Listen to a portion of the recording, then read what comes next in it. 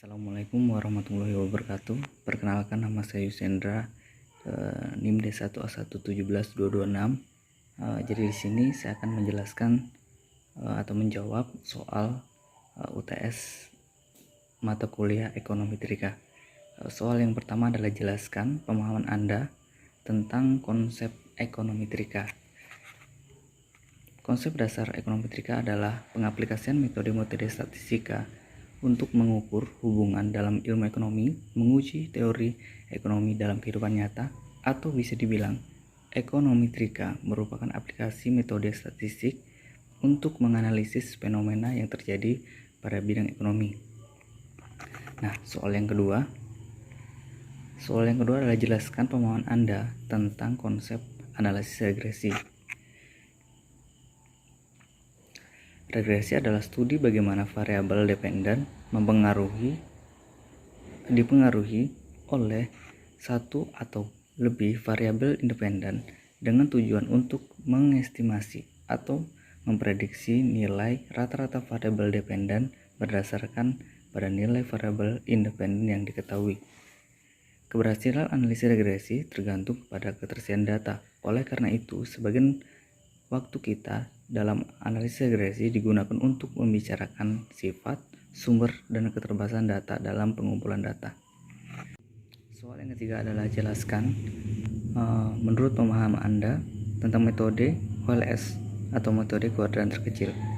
Metode kuadran terkecil merupakan metode yang digunakan untuk mengestimasi parameter model regresi.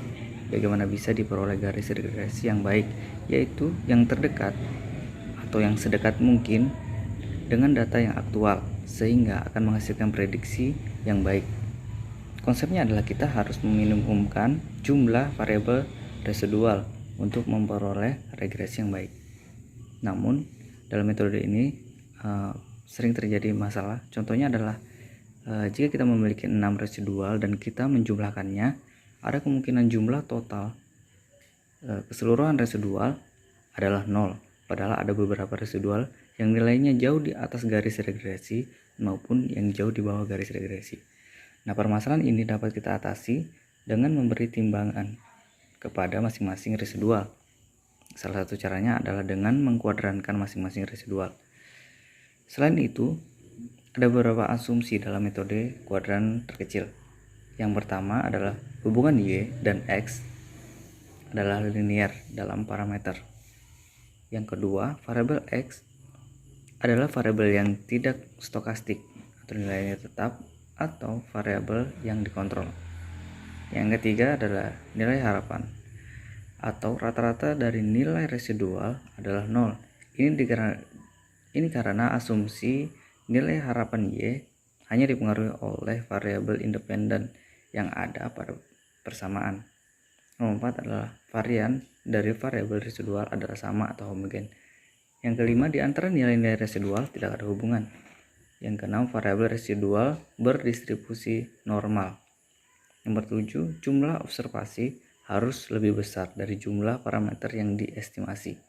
Dan yang terakhir adalah nilai X harus berbeda-beda. Lanjut ke soal yang keempat. Jelaskan pemahaman Anda tentang tahapan uji dalam analisis regresi. Ada beberapa tahapan uji dalam analisis regresi. Yang pertama adalah uji normalitas. Uji normalitas adalah uji data yang dimasukkan untuk memperlihatkan bahwa data sampel berasal dari populasi yang berdistribusi normal. Hal ini akan mempengaruhi apakah kita akan menggunakan statistik parametrik atau non-parametrik. Yang kedua adalah uji linearitas. Pengujian ini dilakukan untuk memeriksa apakah terdapat hubungan yang linear antara variabel independen dan variabel dependen. Cara mengujinya ialah dengan cara visual, yaitu dengan melihat titik-titik observasi apakah tersebar merata di sekitar garis horizontal dan tidak berbentuk pola tertentu. Atau bisa juga menggunakan uji linearitas secara kuantitatif. 3. Kesalahan baku estimasi digunakan untuk mengukur tingkat kesalahan dari model regresi yang dibentuk.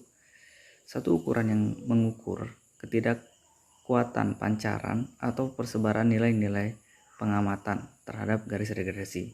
Yang keempat adalah koefisien determinasi. Koefisien determinasi adalah alat utama untuk mempengaruhi sejauh mana tingkat hubungan antara variabel X dan variabel Y secara keseluruhan. Intinya, mengukur seberapa jauh kemampuan model dalam menerangkan atau menjelaskan variasi variabel terikat. Nilai koefisien determinasi terdiri dari 0 hingga 1. Nah, nilai 0 berarti tidak adanya pengaruh X terhadap Y. Sementara 1 berarti nilai garis regresi sempurna. Namun ini jarang terjadi karena itu berarti semua nilai residual sama dengan 0. Yang kelima ada uji statistik F, yaitu uji yang digunakan untuk melihat bagaimana pengaruh semua variabel bebas secara bersama-sama terhadap variabel terikat. Pada dasarnya menunjukkan apakah semua variabel X yang dimasukkan dalam model mempunyai pengaruh secara bersama-sama yang signifikan terhadap variabel Y. Dan yang terakhir adalah uji T, ada uji parsial. Uji T bertujuan untuk menguji bagaimana pengaruh masing-masing variabel bebas secara sendiri-sendiri terhadap variabel terikat.